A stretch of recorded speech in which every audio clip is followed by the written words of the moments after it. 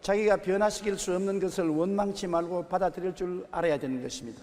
자기의 출생과 주어진 환경은 어찌할 도리가 없지 않습니까? 내가 농촌에서 태어났든지 도시에서 태어났든지 부잣집에서 태어났든지 가난한 집에 태어났든지 좋은 환경에서 태어났든지 어려운 환경에서 태어났든지 좋은 시절에 태어났든지 나쁜 시절에 태어났든지 이와 같이 주어진 환경은 내가 어찌할 도리가 없습니다. 나는 그러한 환경 속에 우리 부모님에 의해서 태어났기 때문에 변화시킬 수 없는 사실이므로 이러한 것을 원망해서는 안 되는 것입니다. 자기의 신체 조건도 안 가진 것입니다. 남자로 태어난 것이나 여자로 태어난 것, 아름다운 미모를 가지고 태어난 것이나 평범한 모습으로 태어난 것, 큰 키, 작은 키 등등은 주어진 운명인 것입니다. 내가 이것을 어찌할 도리가 없는 것입니다. 제가 초등학교 다닐 때 같은 반에 있던 한 여학생은 자기가 여자로 태어난 것을 항상 탄식을 하고 원망하던 것, 지금도 내 마음에 기억납니다. 내가 왜 남자가 되지 못하고 여자가 되었느냐. 그때도 제가 생각하기를 여자로 태어났으면 만족해야지 왜 자꾸 남자가 되려고 하느냐. 지금도 그 생각이 머리를 떠나지 않습니다. 우리가 자기의 출생과 주어진 환경도 어찌할 도리가 없고 자기의 신체 조건도 어찌할 도리가 없으니까 원망, 불평, 탄식하지 말고 받아들여야 되는 것입니다. 자기가 태어난 사회적인 신분, 다시 말하면 상류사회에서 태어났든지 중류사회에서 태어났든지 하층사회에서 태어났든지 자기 힘으로 어찌할 도리가 없습니다. 부모가 상류사회에 살았으면 상류사회에 태어난 것입니다. 부모가 중산층이면 중산층 가정에 태어나고 부모가 하층사회에 살았으면 하층사회에 태어난 것이요. 그것을 저항하고 원망해서 소용이 없습니다. 또한 자기가 태어난 국가를 원망해서 소용이 없습니다. 대한민국에 태어난 것 아무리 원망한들 무슨 소용이 있는 것입니까? 내가 미국에서 태어났으면 좋겠다. 영국이나 구라파에서 태어나면 좋겠다. 남미에서 태어났으면 좋겠다. 그런 쓸데없는 소리 할 이유가 없습니다. 태어난 나의 운명을 받아들이는 것입니다. 대한민국에 태어난 것만 해도 얼마나 감사합니까? 북한에서 안 태어난 것만 해도 기가 막히게 감사한 일인 것입니다. 그러므로 태어난 것도 자기의 운명이니까 운명은 받아들여야 되는 것입니다. 자기가 변화시킬 수 없는 것을 원망치 말고 받아들이는 것이 우리에게 지혜인 것입니다. 그러나 둘째로 주어진 환경을 인정하고 받아들이는 그곳에서 새 삶을 꿈꿀 수가 있는 것입니다. 우리 인간은 진흙이요 하나님은 토기장이라고 말한 것입니다.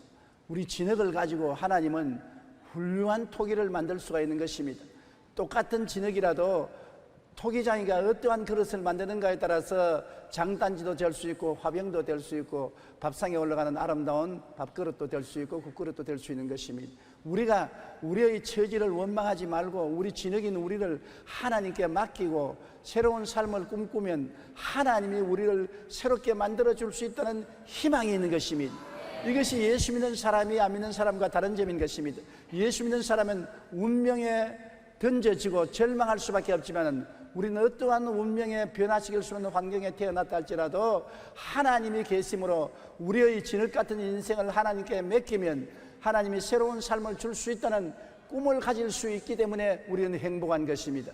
하나님이 계심으로 하나님은 토기장이로서 우리를 변화시킬 수 있습니다. 이사야 64장 8절에 우리는 진흙이요 주는 토기장이시니 우리는 다 주의 손으로 지으신 것이니라고 말한 것입니다.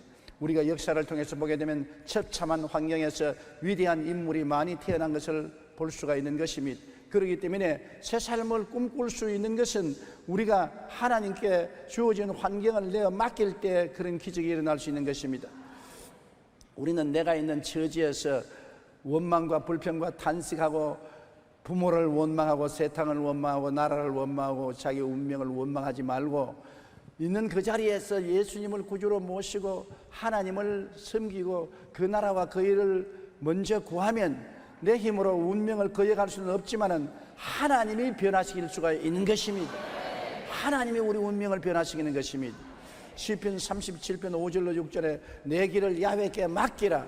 그를 의지하면 그가 이루시고 내 의를 빛같이 나타냈으며 내 공의를 정오의 빛같이 하시리라고 말씀한 것입니다. 하나님께서는 요한계시록 22장 13절에 나는 알파와 오메가요 처음과 마지막이요 시작과 마침이라. 우리는 하나님께 의지하면 하나님은 언제나 희망의 하나님인 것입니다. 창세기에 보십시오. 하나님은 언제나 첫째 날에 빛이 있으라 하시고 저녁이 되고 아침이 되니 첫째 날이니라. 둘째 날에 궁창이 있으라 하시고 저녁이 되니 아침이 오니 둘째 날이라고 말한 것입니다. 우리에게 아무리 저녁같이 어두워도 예수 믿는 사람은 아침이 오는 것을 기대할 수 있는 것입니다. 하나님은 저녁을 변하여 아침으로 만드시는 하나님인 것입니다. 우리 사람들은 항상 아침이 오고 저녁이 온다고 말하는데 하나님은 그렇게 말씀하지 않았습니다. 저녁이 오면 아침이 온다. 내 인생에 아무리 어둡고 캄캄하고 좌절과 절망이 올지라도 하나님께 의지하면 하나님은 아침을 만들어내시는 소망찬 하나님이라는 것을 우리가 잊어서는 안 되는 것입니다. 그러므로 내가 있는 처지에서 하나님의 나라와 하나님의 의를 먼저 구하면 하나님께서 우리 처지를 변화시켜 주는 것입니다. 그 사실을 요셉의 운명과 삶과 믿음을 통해서 잘 알 수 있는 것입니다. 요셉은 17살 때 형제들에 의해 노예로 팔렸습니다. 얼마나 비참합니까? 원수에 잡혀서 노예로 팔린 것도 아니고 친형제들이 요셉을 시기하고 질투해서 요셉을 잡아서 애굽 노예로 팔아버린 것입니다. 노예로 간 그는 보디발의 집에서 10년 동안 노예 생활과 그 다음에는 또 모함을 당해서 3년 동안 감옥 생활을 했던 것입니다. 나이 30세가 될 때까지 그런 노예 생활과 감옥 생활을 계속한 것입니다. 얼마나 운명을 원망하고 탄식하고 형들을 미워하고 니를 갈 수밖에 없는 것입니다. 그럼에도 불구하고 그는 하나님께 모든 것을 의지하고 저녁이 왔으면 반드시 아침이 올 것을 기대하고 긍정적이고 적극적이고 창조적이고 희망을 가진 것입니다. 그 노예 생활은 캄캄한 어두움이었던 것입니다. 어두운 밤의 10년 생활, 그 다음에는 보디발의 아내의 참소로 3년 동안 정치본 감옥소에 들어가서 썩었습니다. 그 인생의 밤이었습니다. 밤을 바라보고 탄식하고 가슴 치지 않았습니다. 저녁이 오면 아침이 온다. 나에게 반드시 아침이 온다. 그래서 희망을 버리지 않고 긍정적이고 적극적이고 창조적인 삶을 가졌었습니다. 그런데 그에게 아침이 다가온 것입니다. 왜냐하면 바로가 요셉을 등극시켜 애굽의 국무총리로 만든 것입니다. 바로가 꿈을 못 꾸는 해석 못하는데 요셉이 꿈을 해석해주고 바로에게 뽑혀서 애굽의 국무총리가 되고 애굽을 다스리는 놀라운 권력자가 된 것입니다. 나중에 형들이 다 요셉을 의지하고 애굽에 와서 먹고 살고 아버지가 돌아가시고 난 다음 두려워서 요셉에게 사람을 보내어서 아버지가 죄를 용서하라고 유언을 하시고 돌아가셨다고 거짓말로 꿈에 대었을 때 요셉이 그 말을 듣고 눈물을 흘리고 형들에게 간곡히 위로했습니다. 창세기 50장 20절 우리 다 같이 한번 읽어보십시다.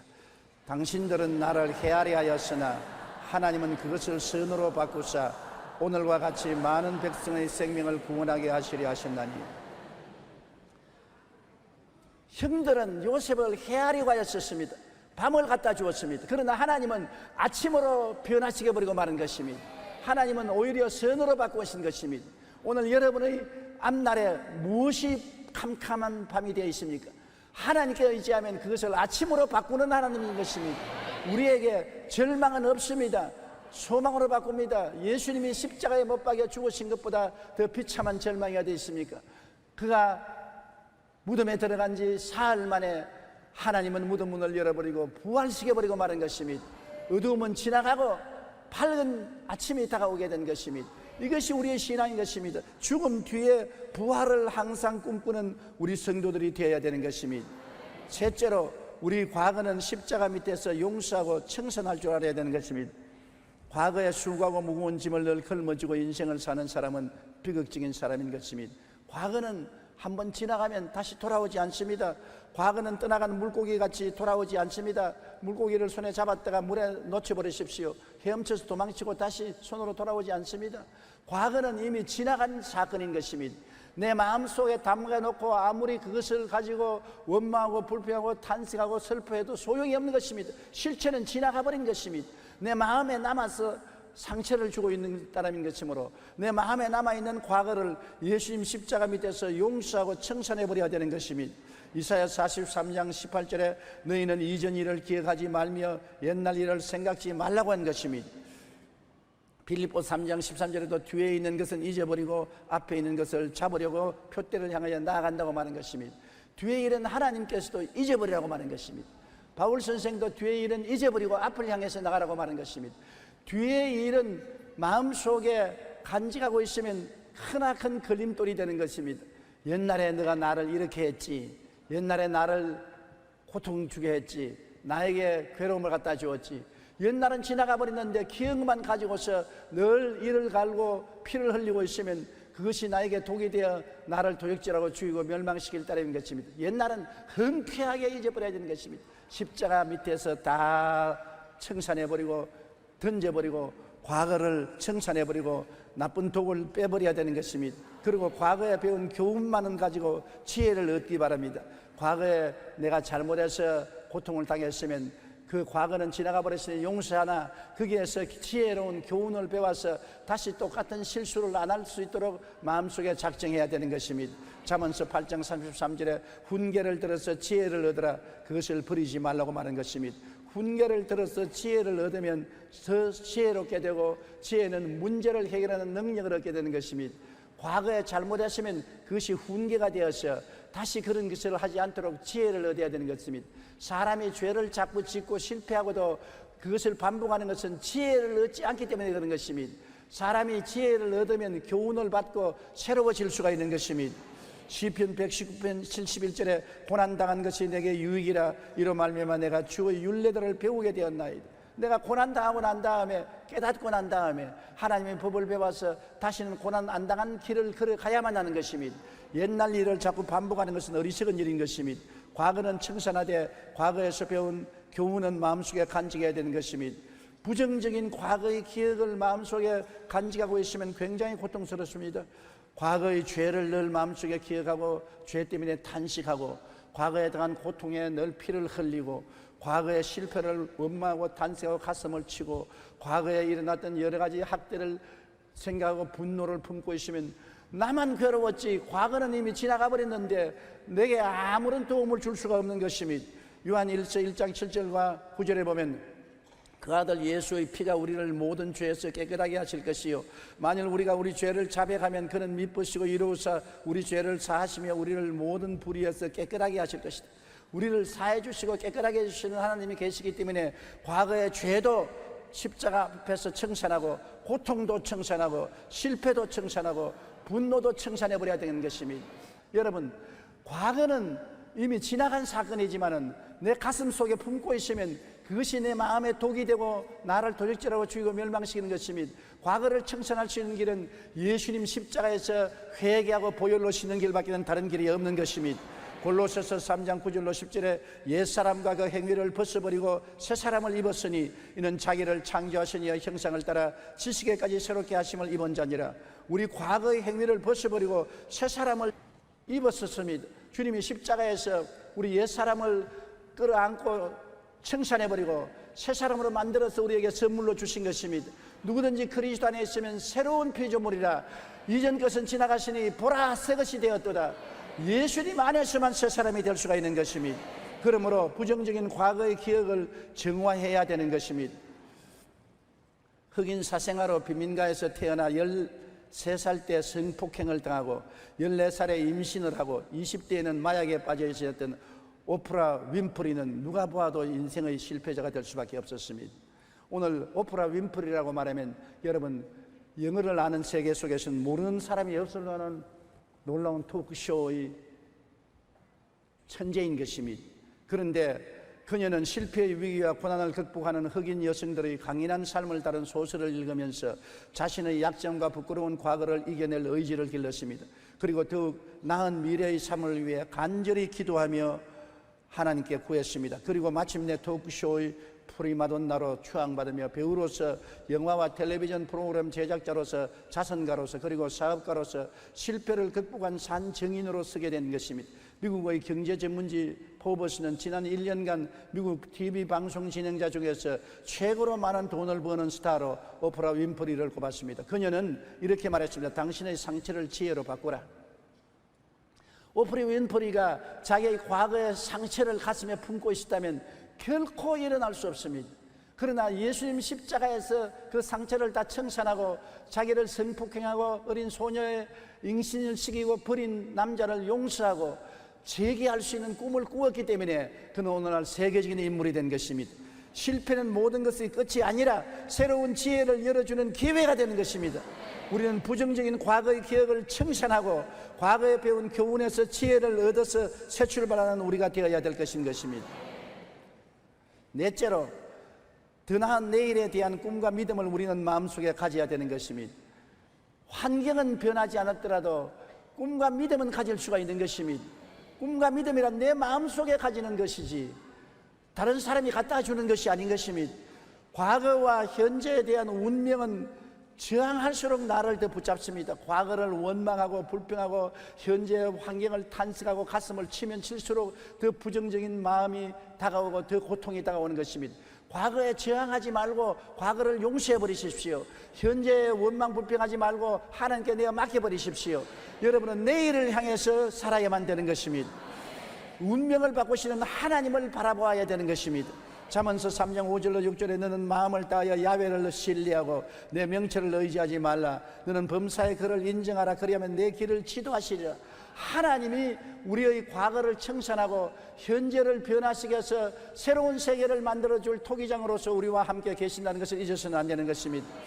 잠언서 16장 9절에 사람이 마음으로 자기의 길을 계획할지라도 그의 걸음을 인도하시는 야훼시니라.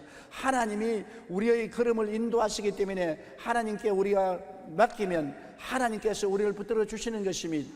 우리는 잃어버린 것을 가지고 자꾸 계산하고 집도 잃어버렸다, 자식도 잃어버렸다, 건강도 잃어버렸다, 나는 아무것도 없다, 세상에 이럴 수가 있느냐, 하나님도 무심하다, 이런 인생을 살아서 뭐냐, 이렇게 탄식하면 아무도 도와줄 수 없는 것입니다. 사람은 잃어버린 것을 계산하지 말고 그래도 지금 가지고 있는 것을 계산해야 되는 것입니다. 지금 그래도 나는 살아있다, 그래도 나는 친구가 있다, 그래도 나는 건강이 있다, 있는 것을 생각하고 감사해야지 없는 것을 자꾸 덜추어서 원망 불평하면 아무도 그를 도와줄 수 없는 것입니다. 과거도 이미 지나간 것이 놓아버리고 현재 고통스러운 환경은 바라보지 말고 그 가운데 내가 가지고 있는 것을 보고 하나님께 감사하면 감사하는 자에게 하나님이 축복을 주시는 것입니다. 촛불을 보고 감사하면 전등불을 주시고 전등불을 보고 감사하면 달빛을 주시고 달빛을 보고 감사하면 태양을 주시고 태양을 보고 감사하면 천국을 주시는 하나님이신 것입니다. 잃어버린 것에 연연해 하지 마세요. 이전보다는 작겠지만 현재 남아있는 부분이 있다는 사실과 꿈이 바로 행복의 조건입니다. 마음속에 꿈이 있나요? 그렇다면 언제든가 반드시 이루어질 겁니다. 이 말은 베제트 병으로 죽음에서 기적적으로 살아남은 임택 씨의 말인 것입니다. 그는 초등학교 5학년 때 한쪽 눈을 실명하고 21살 때 두 눈을 모두 실명한 상태에서 피부염이 걸리고 구내염이 걸리고 관절염, 고혈압의 합병증으로 고통 가운데 혀 구멍이 7개나 뚫어졌었습니다. 음식물은 물론 물도 마시지 못했습니다. 의사도 포기하고 가족들도 곧 죽을 사람이라고 여겼지만 우연히 참석한 전도 집회에서 예수님을 영접하고 오직 하나님만 의지하여 하나님의 은혜로 기적적으로 무서운 병에서 고침을 받은 것입니다. 이후 하나님께 무엇을 드릴까만 생각하다가 새벽 예배 피아노 반주자가 없는 것을 보고 저 자리가 내 자리라는 생각으로 오로지 독학으로 30대 피아노를 배워 새벽 예배 피아노 반주자로 7년간 봉사했습니다. 장님인데 선생도 없고 아무도 없는데 지팡이 짚고 새벽 기도에 나갔는데 새벽 기도에 피아니스트가 없어 음악 반주를 못하니까 저 자리가 내 자리다. 나는 비록 눈을 보지 못하고 배운 것이 없지만은 손이 성하니까 피아노를 배워서 새벽 반주를 해야 되겠다고. 그래서 그날부터 피아노를 열심히 연구하고 공부해가지고서 피아노 반주자가 되어서 교회 새벽 기도에 7년 동안 피아노 치는 봉사를 했습니다. 그 이후에 작곡과 편곡, 피아노 조율을 배우고 40대 컴퓨터를 배웠으며 이러한 것을 바탕으로 50대가 된 지금은 세계적인 미디어 뮤지션의 꿈을 키워나가고 있는 것입니다. 지금 처한 상황이 바꿀 수 없는 것이라면 겸의 그 상황을 받아들이고 바꿀 수 있는 것이라면 주님을 의지하여 꿈과 소망을 가지고 내일을 향해 최선을 다하는 삶과 행복한 삶을 만들어내야 되는 것입니다. 내가 바꿀 수 없는 운명을 붙잡고서 울면 무엇하는 것입니까? 왜 장님이 되었노? 왜 여러 가지 병이 들어왔냐? 왜 혀가 7건이나 구멍이 뚫어졌나? 나는 왜 이렇게 버림받은 인생이 되었나? 하나님도 원망하고 부모도 원망하고 운명과 환경을 원망한다면 그는 버림받고 아무도 도와줄 수 없습니다. 그러나 교회에 나가서 말씀을 듣고 예수님을 구주로 모시고 하나님께 부르짖어 기도한 결과에 하나님이 병을 다 고쳐주셨습니다. 비록 장님이지만 손발이 있으므로 그걸 가지고 피아노를 배워서 피아니스트가 되고 교회 봉사하게 되고 그는 피아노 작곡도 하고 편곡도 하고 조율도 배우고 컴퓨터도 배우고 이제는 당당한 사회인으로서 성공한 사람이 된 것입니다. 있는 것을 가지고서 감사하고 그를 통해서 꿈과 희망을 가진 이상 그를 중지시킬 사람은 없었던 것입니다. 여러분, 무엇이 있습니까? 오늘 예배 참석한 여러분 가만 보십시오. 여러분 두 눈이 있지요, 귀가 있지요, 입술을 열어서 말할 수 있지요, 두 손이 있지요, 건강을 가지고 있지요, 그리고 30세 때 밥 잡수고 나오셨지요. 얼마나 많이 있습니까? 6.25를 통해보지 않은 사람은 저 말이 실감이 안 날 것입니다. 저는 6.25를 통한 사람이기 때문에 그때 여러분 모든 사람들은 다 잃어버렸습니다. 가족도 건강도 직장도 아무것도 없는 정말 하늘과 땅 아래 외로운 빈손 들고 그래도 삶을 이어나간 것입니다. 그게 비교하면 지금은 부자 중에 부자요, 행복한 중에 행복한 것입니다. 없는 것을 생각하지 말고 있는 것을 생각하고 감사하는 여러분 되시기를 주님 이름으로 축원합니다. 하나님께 우리는 조급하게 굴지 말고 하나님 앞에서 꿈과 믿음을 가지고 하나님께 시간을 드려야 되는 것입니다. 하나님을 기다려야 돼요. 하나님은 여러분을 원하는 대로 신속히 다가오지 않더라도 반드시 우리를 찾아오시는 것입니다. 시편 123편 2절 우리 다 같이 읽어보십시다. 상전의 손을 바라보는 종들의 눈같이 여주인의 손을 바라보는 여종의 눈같이 우리의 눈이 야훼 우리 하나님을 바라보며 우리에게 은혜 베풀어 주기를 기다리나이다. 기다린다.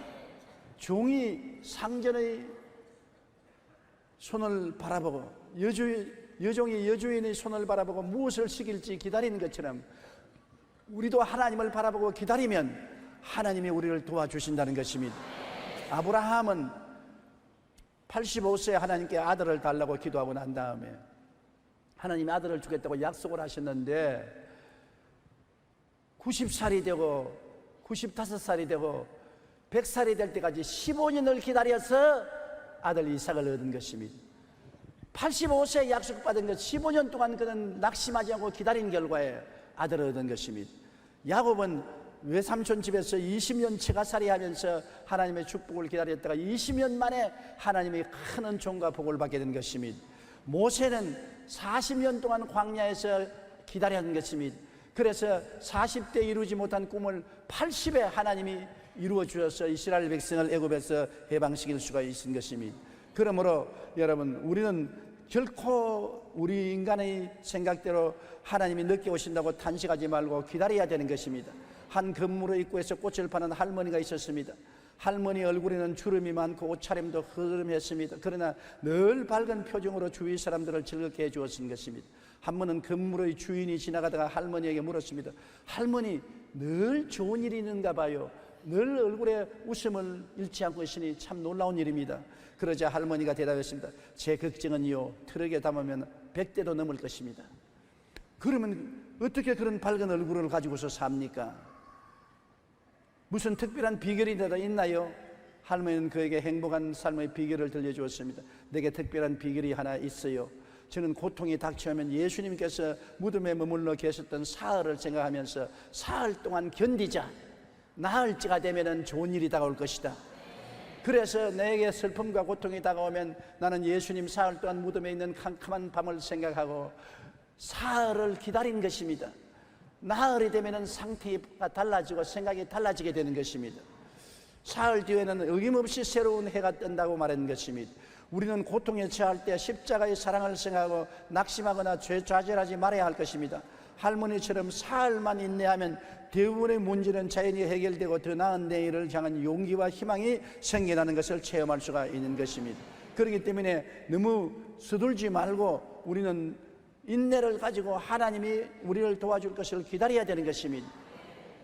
옛날에 하나님을 믿은 사람들은 10년을 기다리는 것을 보통으로 느꼈습니다. 20년, 30년을 보통으로 기다린 것입니다. 우리는 열흘을 못 기다리고 한 달을 못 기다릴 때가 많은 것입니다. 우리는 기다릴 줄 알아야 되는 것입니다. 주님께 기다리고 주를 바라보고 살든지 죽든지 흥하든지 망하든지 성하든지 쇠하든지 주님을 바라봅니다. 주님을 바라보고 기다리는 것입니다. 사람의 힘으로 1년간 해도 안 될 것 주님이 찾아오면 하루 만에 이루어 주시는 것입니다. 하나님의 기적은 순식간에 다가와서 모든 것을 바꾸어 놓을 수가 있는 것입니다. 낙심하지 말고 주님을 앙망하고 기다려야 되는 것입니다. 십자가의 사랑을 생각하고 낙심하거나 좌절하지 말아야 되는 것입니다. 주님이 우리를 지극히 사랑한다는 것을 알면 낙심하지 않습니다. 여러분, 주님이 과연 나를 사랑하실까? 나를 관념하실까? 나를 기억하실까? 이렇게 생각하면 초조해지지요. 주님이 나를 뜨겁게 사랑하는 것을 알면 주님이 나를 돌보아 주실 것이라는 것을 알고 기다릴 수가 있는 것입니다. 로마서 8장 32절과 37절에 보면 자기 아들을 아끼지 아니하시고 우리 모든 사람을 위하여 내어주시니가 어찌 그 아들과 함께 모든 것을 우리에게 주지 아니하시겠느냐. 그러나 이 모든 일에 우리를 사랑하신 이로 말미암아 우리가 넉넉히 이기느니라고 말한 것입니다. 하나님이 우리를 사랑하지 않는다면 그 외아들을 우리를 위해서 십자가에 못 박을 리가 있겠습니까? 예수님이 우리에게 사랑이 없다면 자기를 십자가에 내놓고 몸짓고 피 흘리기까지 참으면서 우리를 위해서 죽을 리가 있겠습니까? 오늘 하나님 아버지와 예수님은 무궁한 사랑으로 여러분을 사랑하는 것입니다. 그러나 나를 어떻게 알아줄까요? 여러분, 하나님이 부르지 아니하시면 주께로 나올 자가 없다고 말한 것입니다. 이 수많은 사람 중에 여러분이 오늘 교회에 와서 앉아 계신 것은 하나님이 여러분을 아시고 택해서 불렀기 때문에 오신 것입니다. 우리가 언제 하나님 보았나요? 예수님 얼굴을 쳐다본 적 있나요? 하나님을 본 적도 없고 예수님을 본 적도 없지만은 예수님을 믿고 나온 것은 하나님이 성령으로 여러분을 택해서 여러분을 불렀기 때문에 나온 것입니다. 그러므로 여러분은 하나님을 모르나 하나님은 여러분을 아시고, 여러분은 예수님을 못 보시나 예수님을 여러분 보시고, 하나님이 여러분을 미리 사랑하셔서 예정하시고 불러주셨기 때문에 온 것입니다. 하나님은 여러분을 알고 계십니다. 하나님은 여러분을 사랑하고 계십니다. 여러분이 하나님께 맡겨도 괜찮습니다. 하나님께서 책임져 주시는 것입니다. 옛날에 우리 집이 높은 지대에다가 집을 지어놓고 난 다음에 그 다음 마당은 좀 낮은 데 있었습니다. 우리 아버님께서 내 어릴 때 나를 높은 데 마루에 세워놓고 난 다음에 뛰어내리라, 내가 안아주마, 뛰어내리면 안아주마, 그런 걸 늘 기억이 납니다. 그런데 나는 겁이 났어요. 아버지가 만약 안 안아주면 나는 박살이 날 테니까. 아버지 정말 날 안아줄래? 안아준다니까. 자, 뛰어라. 그럼 뛴다. 하나 둘. 나 못해. 왜 아버지가 안아준다는데 왜 못하냐? 뛰어라. 그러면 정말 뛴다. 예, 요시 뛴다. 하나 둘. 나 못해. 아버지가 너가 왜 나를 못 믿느냐? 내가 나를 다치게 할지라도 너를 다치게 안 한다. 뛰어라. 그래서 나중에는 눈을 딱 감고 뛰니까 아버지가 덥석 안아주시더라고요. 한 번 안아주니까 그 다음에는 아버지가 멀리 있는데 뛴다. 아버지가 기겁을 하고 뛰어와서 나를 안아주시곤 했었습니다. 예수님이 여러분을 사랑하기 때문에 여러분이 주님께 맡기면 책임져 주시는 것입니다. 수고하고 무거운 짐진 자들은 다 내게로 오라. 내가 너희를 쉬게 하리라고 말씀하시는 것입니다. 여러분이 주님께 맡기면 주님께서 여러분이 상처를 입지 않도록 책임져 주시는 것입니다. 십자가의 사랑을 생각하고 낙심하거나 좌절하지 말고 주님을 앙망하고 기다리는 여러분 되시기를 주님 이름으로 축원합니다. 우리가 세상에 살면서 바꿀 수 없는 운명과 환경은 많지 않아요. 제가 조주천 장로님과 김복천 권사님의 맏아들로 태어난 건 못 바꾸지 않아요. 제가 경상남도 울주군 삼남면 교동리 37번지에서 태어난 건 못 바꾸지 않아요. 바꿀 수가 없어요. 그런 부모님이 나를 낳을 때 주어진 환경인 것입니다. 그러나 현재 와서 내 자신을 바꿀 수 있는 길은 많습니다.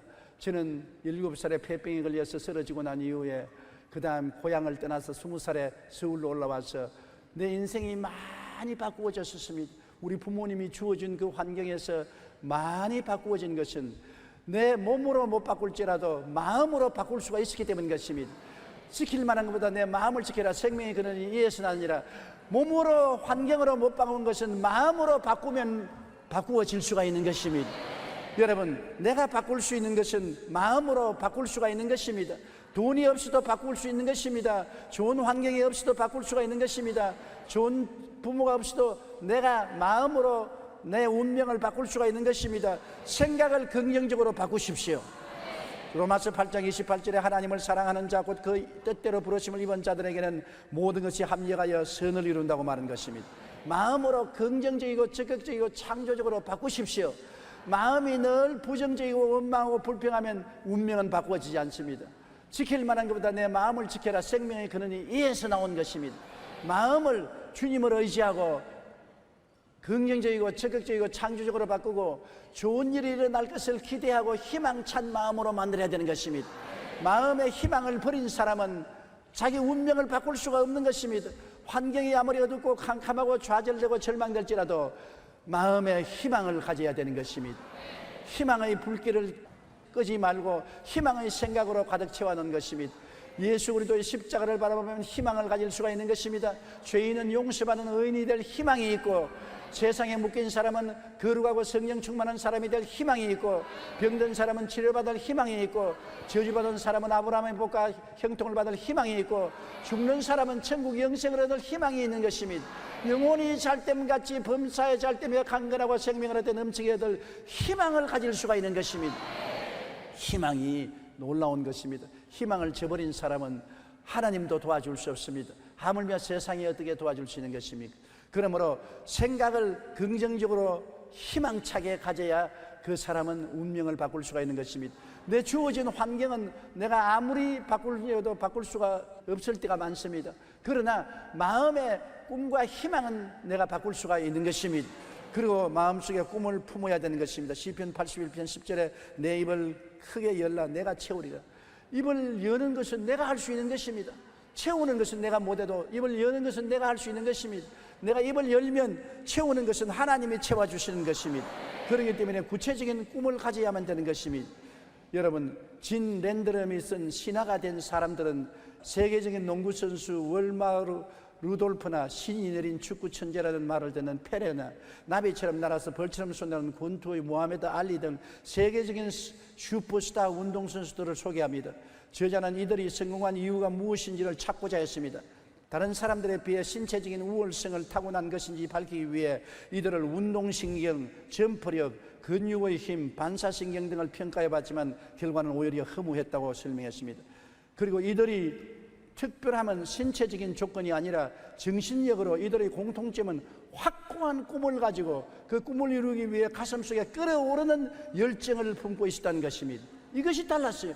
세계적인 운동선수가 운동 체력이 강해서 점프력이 강해서 신체 조건이 좋아서 되었지 않았다는 것입니다. 그들은 다른 사람보다도 톱부가 되겠다는 열렬한 꿈과 열정을 가지고 있었다는 것입니다. 꿈이 운명을 바꾸어놓은 것입니다. 환경은 자기들이 변화시킬 수 없지만은, 신체 조건은 부모가 낳아준 대로 그대로 변할 수 없지만은, 마음속의 꿈은 자기가 변할 수가 있는 것입니다. 희망을 가지고 꿈을 가지고 꿈이 이루어질 열정을 가지고 있었다는 것입니다. 꿈을 이루기 위한 그들의 투지와 노력은 늘 자신이 최고 정상의 자리에 있는 모습을 바라보며 이미 이룬 것으로 늘 고백함으로 이룰 수 있었다고 말한 것입니다. 그들이야말로 4차원의 원리를 사용한 것입니다. 희망찬 생각을 가지고 꿈을 가지고 열정적으로 꿈을 믿고 꿈이 이루어진 것을 입으로 시인하면서 열심히 한 결과에 세계적인 톱부 운동선수들이 된 것인 것입니다. 더 나은 내일에 대한 꿈을 가지십시오. 할 수 있다, 하면 된다, 해보자는 긍정적인 생각과 믿음을 가지고 입술의 고백을 굳게 잡을 때 우리는 주어진 삶에 더욱 최선을 다할 수가 있는 것입니다. 여러분은 승리할 수 있습니다. 성공할 수 있습니다. 이길 수 있습니다. 극복할 수 있습니다. 잘 살 수 있습니다. 왜냐하면 누가 그렇게 만들어주는 것이 아닙니다. 환경이 그렇게 만들어주는 것이 아닙니다. 여러분 마음속에서 그것을 만들어가는 것입니다. 그렇게 희망을 가지십시오. 그렇게 꿈을 꾸십시오. 그렇게 믿음을 가지십시오. 그렇게 입술로 고백하십시오. 그럴 때 하나님의 역사가 일어나게 되는 것입니다. 이렇기 때문에 운명은 변화시킬 수가 없고 환경은 변화시킬 수 없고 내 주변은 변화시킬 수 없지만 마음은 변화시킬 수가 있는 것입니다. 마음을 변화시켜서 운명과 환경을 변화시키고 위대한 인물이 되는 것입니다. 마음을 변화시키지 않으면 결코 여러분의 자원은 동원할 곳이 없는 것입니다. 오늘 여러분은 하나님의 형상과 모양대로 지음을 받았었습니다. 하나님은 만물을 지으시고 다스린 분이신 것입니다. 그러므로 여러분에게도 만물을 창조하고 다스릴 능력을 주신 것입니다. 하나님의 형상과 모양입니다. 하나님을 본 자가 있나요? 그러나 여러분이 하나님의 형상인 것입니다. 하나님은 창조하고 다스리는 능력이 있는 것처럼 여러분에게도 창조하고 다스리는 능력을 하나님은 주신 것입니다. 인물이 잘나고 못난 거 상관없습니다. 키가 크고 작은 거 상관할 것 없습니다. 몸무게가 나고 안 나고 상관할 것 없습니다. 그러나 마음은 여러분 스스로가 다스려야 되는 것입니다. 마음의 희망을 가지고, 마음의 최고가 되려는 꿈을 가지고, 마음의 굳은 믿음을 가지고 입술로 창조적인 고백을 하고 나가는 이 사람은 운명과 환경을 창조하고 다스리는 하나님의 위대한 능력을 사용할 수가 있게 되는 것입니다. 그러므로 여러분이 태어나서 자란 환경을 돌아보고 원망탄식하지 말고, 지금 살고 있는 여러분, 내일에 대한 책임은 여러분에게 있는 것입니다. 마음에 가득한 것이 밖으로 나옵니다. 마음에 무엇을 가지고 있습니까? 그것이 여러분의 내일을 만들고 있는 것입니다. 여러분의 내일은 바로 여러분 속에 있다는 것을 잊지 마시기 바랍니다. 여러분의 속을 하나님 말씀으로 가꾸고 개발하면 상상을 초월한 위대한 역사를 이룰 수가 있는 것입니다. 그리고 여러분은 믿음을 행사하십시오. 하나님은 여러분 각 사람에게 이미 믿을 수 있는 능력을 주신 것입니다. 제자들이 예수께 나와서 주님 우리에게 믿음을 더하소서 하니까 주님이 애따 믿음을 가져라 그렇게 말하지 않았었습니다. 믿음이 이미 있는데, 있는 믿음의 겨자씨 하나만만 사용하면 이 산들을 명하여 바다에 던져야 될 것이요 못할 일이 없겠다고 말한 것입니다. 이미 있는 믿음 중에 겨자씨만한 것만이라도 사용하라는 것입니다. 주님은 믿음을 달라는 제자들에게 믿음을 더 줄 필요가 없다. 이미 있는 믿음 중에 겨자씨만한 믿음만 사용하라는 것입니다. 겨자씨 여러분 봤죠? 그게 겨자씨가 얼마나 적습니까? 겨자씨 하나만한 믿음만 사용하라는데, 그것은 여러분이 이미 겨자씨만한 믿음은 다 가지고 있다는 것을 말하는 것입니다. 저기 보십시오. 겨자씨 들어있잖아요, 빨갛게. 그러므로 믿음이 없다는 생각은 절대로 하지 마세요. 따라 말씀하세요. 나는 겨자씨 하나만한 믿음이 있습니다. 더 큰 믿음 필요 없습니다. 겨자씨 하나만한 믿음이 있으면 충분해요. 산만 옮겨가면 됐지 뭐 더 이상 뭐가 필요한 것입니까? 그러므로 믿음을 행사하십시오. 하나님을 믿으십시오. 안 믿는 사람은 이 믿음을 행사할 수 없는 것은 하나님이 없는데 뭘 믿으라고요? 우리는 하나님을 믿는 것입니다. 하나님을 믿어라. 누구든지 이 산들에 명하여 저 바다에 던지라고 그것이 이룰 줄 믿고 마음에 의심하지 않으면